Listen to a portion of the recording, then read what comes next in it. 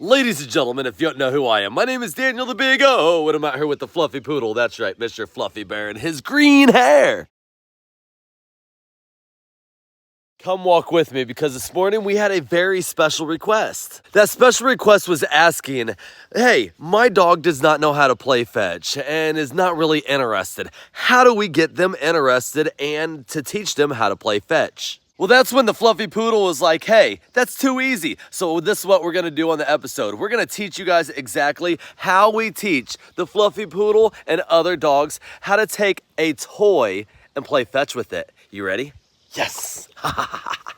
Now, first and foremost, we really have to ask the question, does your dog know that this is a toy? Think about this. If your dog does not know what this is, it's honestly gonna be boring and it's not gonna be a toy or enjoyable. So what you have to do is take your toy and make it enjoyable. Yeah, come here, boy.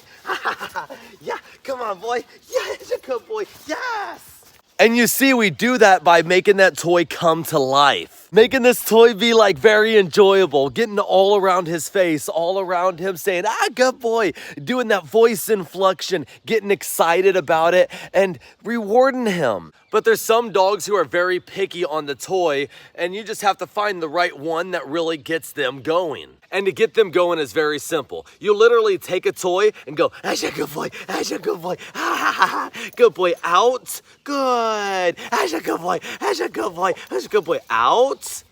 So we do it like that and then we build on it. We build on it by playing with your dog close and then increasing the distance over time. We increase the distance over time by, again, playing with your dog up close and then throwing the toy close, pull them back with the leash. Good boy. And then do a little bit further.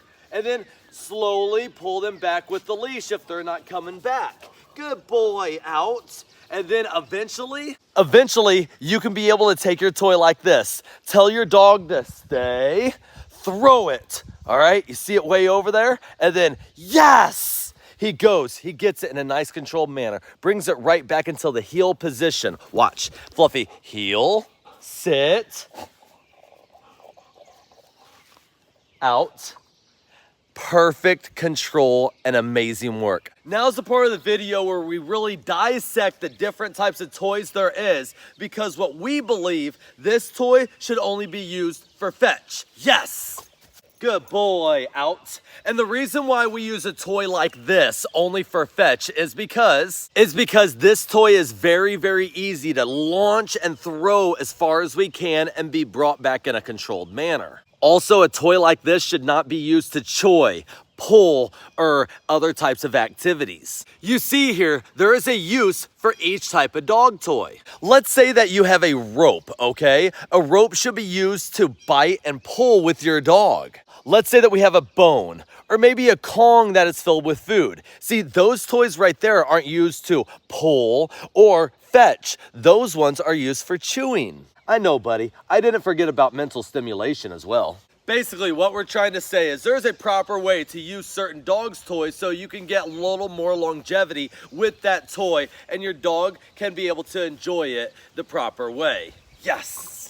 But now I want to talk about when do you use your dog toys? And the answer to that is actually very, very simple. You use the dog toys for whatever task that we just described. If you're playing fetch, you bring out the dog toy to play fetch. Your dog shouldn't be, using this toy at all times. Now, we believe the same thing goes for the rope. It should only be used for pulling and biting and not be used all throughout the day. And the reason why we don't allow Fluffy to have his toys at all times is because we want him to enjoy it and play with it at the right time and the right place. Yes! Oh, he missed it. Fluffy, out.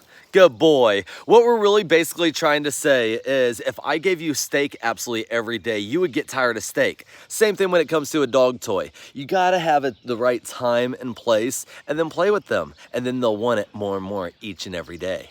You'll also be able to build that bond stronger and grow your guys' relationship, which is honestly the best thing that you guys can do together.